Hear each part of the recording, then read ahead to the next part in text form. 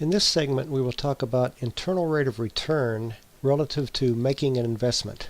The actual calculation itself is fairly simple, but what goes into it and the logic behind it can be somewhat complex.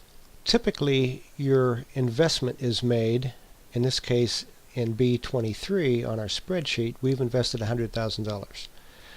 Your cash flow returns after your investment, we've got it over 10 periods, or that could equate to 10 years, should be done on an after-tax basis. Therefore, if your investment is depreciable, you've got to worry about depreciation, extra revenue that's caused by this investment, and the tax impacts of both the depreciation and the net income and so forth.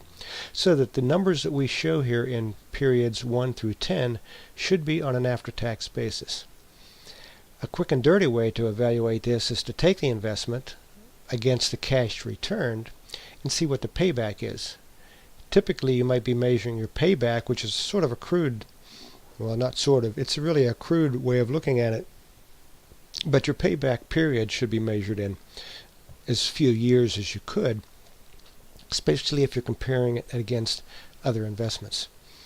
Now in this case, our investment was $100,000, our cash return was $80,000, our payback was $20,000 short.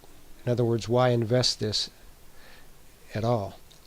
The way the calculation works for the internal rate of return is that you would just take your total cash flow period. Period 0 is the time you invested, and in periods 1 through 10 is when you get your money back.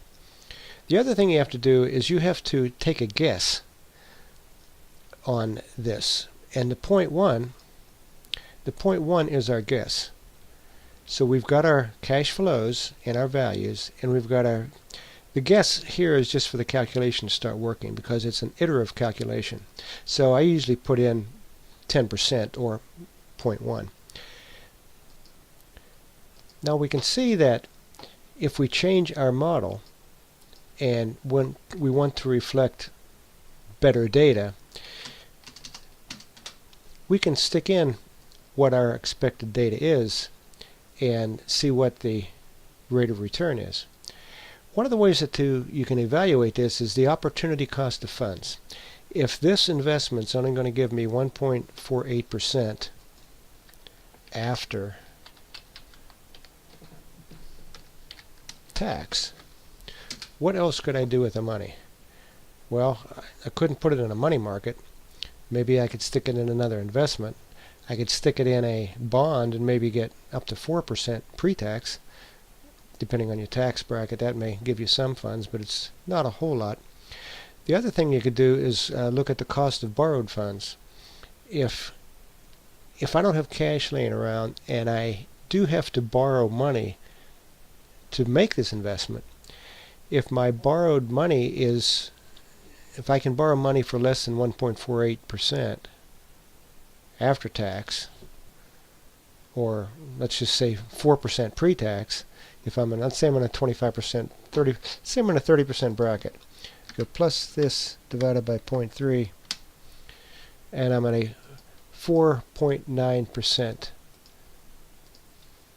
pre-tax borrowing rate. Can I borrow money for 4.9%? If that's the case, well, maybe I could use this as an investment. Certainly you would want to use your cost of borrowed funds as a measure, maybe your opportunity cost of funds also if you have something else to do with this. And if you only have so much purchasing power, so much debt buying capability, you may want to pick and choose which investment, which project works best.